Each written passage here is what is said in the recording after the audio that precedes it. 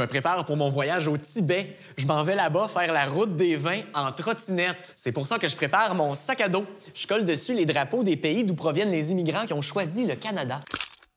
Pour l'instant, j'ai juste collé 5 drapeaux sur mon sac. Ceux de ce qu'on appelle les peuples fondateurs, l'Angleterre, la France, l'Irlande et l'Écosse, et le logo des 3 groupes autochtones, les Premières Nations, les Métis et les Inuits. Parce qu'au début de la colonie, en Nouvelle-France, il y avait surtout des Français. Ensuite, les Anglais sont débarqués, et pas longtemps après, il y a eu des vagues d'immigration irlandaise et écossaise qui ont suivi. Hey, d'ailleurs, j'ai tout ce qu'il faut pour me déguiser en Irlandais dans mon sac. Salut, je suis un Irlandais du 19e siècle. Ça, c'est mon souper ce soir et ça va être aussi mon déjeuner demain matin. Pas besoin d'être fermier pour faire le diagnostic. Vous avez bien vu, c'est une patate pourrite. Elle a été moisie par le mildiou. On a crevé de faim solide entre 1845 et 1852.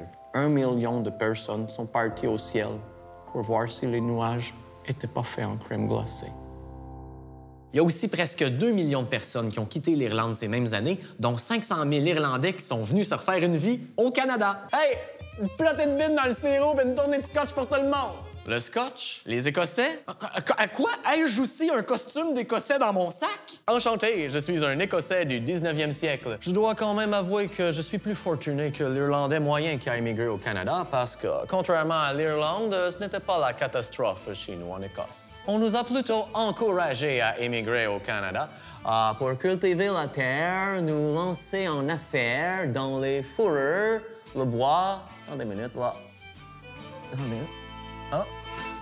Les chemins de fer et les banques. À la fin des années 1900 et au début du 20e, qui était censé être le siècle du Canada, on a ouvert des terres agricoles dans l'Ouest. Fallait que du monde s'installe dessus. De là, le besoin d'une immigration massive. Ils se sont dit, ça peut pas être juste du monde qui parle anglais. Ça va prendre toutes sortes de monde. Au départ, un politicien bien de chez nous a déclaré « Un paysan vigoureux, vêtu de manteau de peau de mouton, est né sur la ferme et dont les ancêtres ont été fermiers pendant 10 générations et dont la femme vaillante a donné de nombreux enfants, ce sont de bons colons. Envoyez vos curriculum vitae à M. Clifford Sifton, ministre de l'Intérieur. » Ai-je bien entendu? 10 générations? Comment peux-tu remonter aussi loin? Ça donnerait quoi, ça, dans la chanson québécoise « Des générations » de mes aïeux? Ton arrière-grand-père, il a labouré la terre. Puis il faut de nombreux enfants. Tu es rendu là, t'es-tu bien de t'accoupler avec un hippocampe? Putain, 500 bébés d'un coup. Hey non, c'est vrai, chez l'hippocampe, c'est le mâle qui accouche. Je pense pas que M. Sifton aurait été très ouvert au concept de grossesse masculine. En tout cas, à force d'être un peu sélectif, le gouvernement s'est fait pousser dans le derrière. « Hey, Sifton, t'es gadine! Arrête de trier, là! Amène-nous du monde! » C'est alors qu'ils ont fait une liste des immigrants par ordre de préférence. Britannique, Américain, Français, Belge, Hollandais, Scandinave, Suisse, Finlandais, Russe, Austro-Hongrois, Allemand, Ukrainien, Polonais. Après, Italien, Slave du Sud, Grec, Syrien. Et là, vraiment, s'il n'y a rien d'autre, juif, asiatique, gitan, noir.